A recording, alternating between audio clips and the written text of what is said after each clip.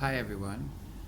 So I was requested to do this video by my friend, my Facebook friend, Celine Pristine, because this is kind of about the balancing act that spiritual people, but I think pretty much just anyone in general, has to manage in their daily life in terms of discipline and freedom. Um, and Celine was asking me if I'm very disciplined, and I think that at times in my life I have been. There have been, I have kind of a tendency to get addicted to one thing and then really do a lot with it, and then move on to something else. And the only thing that I've been really consistent with is meditation, which I do every day. And I do find it's interesting, the thought of doing something consistently. It's harder to think about it than it is to do it. Um, and the more you think you should do it and beat yourself up for not doing it, the more tired you're going to feel about it. So really, the idea is just don't overwhelm yourself with, oh, I'm going to do this for a whole year. You just do it then and there. Like if you have a desire to commit yourself to do something, do it right then, and then you're more likely to do it again. Do it again. My dad says that I mumble when I talk. It drives him crazy because he says that it's manipulative. He says it's to garner interest. So I create this sort of mystique by mumbling, and then people are like, "What?" And then I know that I have their attention. He says it's like kind of Machiavellian passive aggression. Uh, yeah, so now that is not to say that I have employed this technique always with perfect success, because I had last year decide that I was going to draw every day for a half hour, and I have not done that. And then I was going to get up early and read my Thai homework every day, and I have not done that. But I have kept up meditation my whole life. Um, and over the years, many things like that. But I did succeed in learning Hindi. But I suspect that when I sat down to learn Hindi, I wasn't really expecting that I would learn it. I was in love with someone who was a Hindi speaker, and I just kept looking stuff up in this book that I had. And then it's interesting when you're driven to understand and be understood how quickly you learn. Um, and I have not quite had that happen here in Thailand, but I'm not doing badly.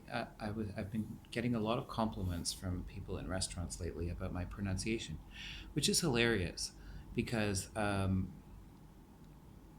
the Thai language is quite hard to pronounce. I mean, in some ways, there's some overlap with, for instance, Canadian English that you wouldn't have. I mean, even in British English or, well, unless we're talking Cockney. Definitely not in Hindi. In Hindi, everything is very enunciated. But in Thai, there's a tendency to swallow the stop syllables, the kind of stopping consonant sounds, non-vocal consonants that are a little bit sharp, like T's and K's. There's a tendency to just bite down on them and not. There's no little afterward, and in Hindi there's always pretty much an unless there's something specifically to mark it that it doesn't have it. So for instance, if I'm teaching English, I'm going to, and I want to, I'm talking about the phrase "get ready." I'm probably going to say "get ready." And in a class environment, you tend to enunciate your T's, but when Canadians are talking to each other, they just say "get ready." So the T is gone. It's just "get," and uh, and that is something that you would find in Thai a lot. Um, I'm off topic. I've gone bushwhacking. This is about how to discipline yourself and how to balance that with freedom. Um, so basically, like I was talking about in one of my other videos, there are two kinds of brains who learn differently. And I personally feel that I definitely notice that if I give myself too much freedom, I tend to just sort of slide into a torpor of indulgence and sleep. But if I am regimented, I shut down and lose all energy. So I need a kind of a balance between quite a lot of freedom and a little bit of discipline. And yeah, it's tricky. I will admit that it can be tricky, but I do think that the best technique that I have come up with is just to when you have those moments like, oh, I wish I could discipline myself to do such and such. You do it right then.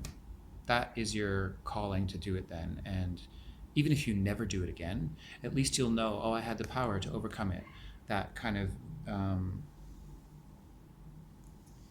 that kind of disengagement in that moment, and that ability just to overcome your own kind of doubting laziness um, empowers you basically, and then you're more likely to do it again because you get a kind of a rush when you execute something that you want to do, even especially if you overcome your saboteur, your mental saboteur, who likes to say, no, no, we don't have time and we can't do that, and maybe next year,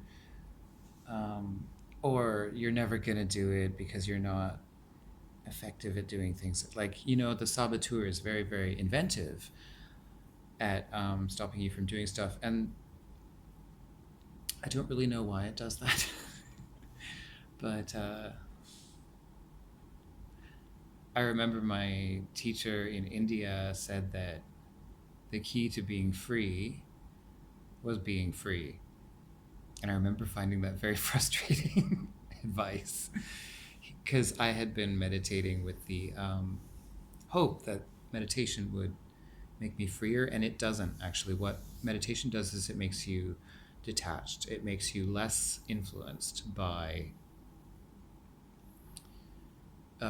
gut reactions to things, prejudices, and also less concerned about being of it's less fear of loss if you meditate, but it doesn't necessarily mean that your behavior is suddenly going to become freer. Although obviously, if you're not doubting yourself and you're not overly attached to things, you are going to feel a little bit freer. But then you actually have to practice behaving in a free way. And oh goodness me,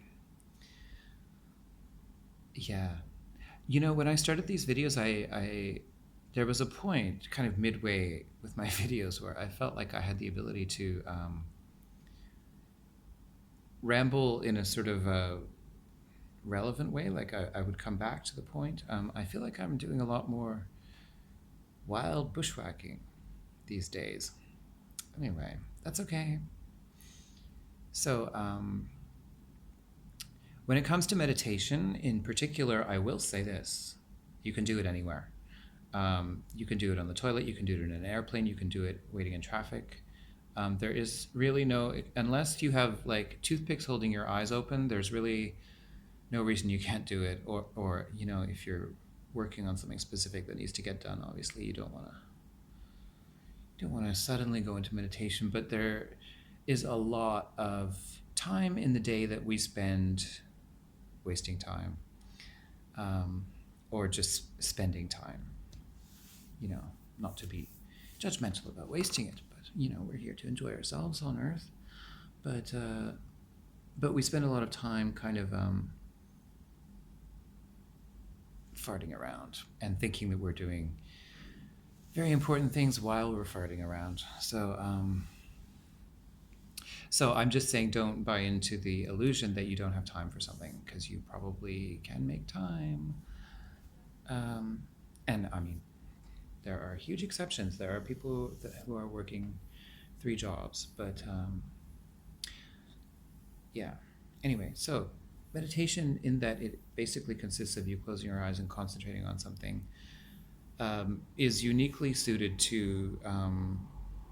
It's very versatile. You can kind of do it anywhere, and it's interesting. I used to worry about people seeing me sitting there with my eyes closed and getting embarrassed.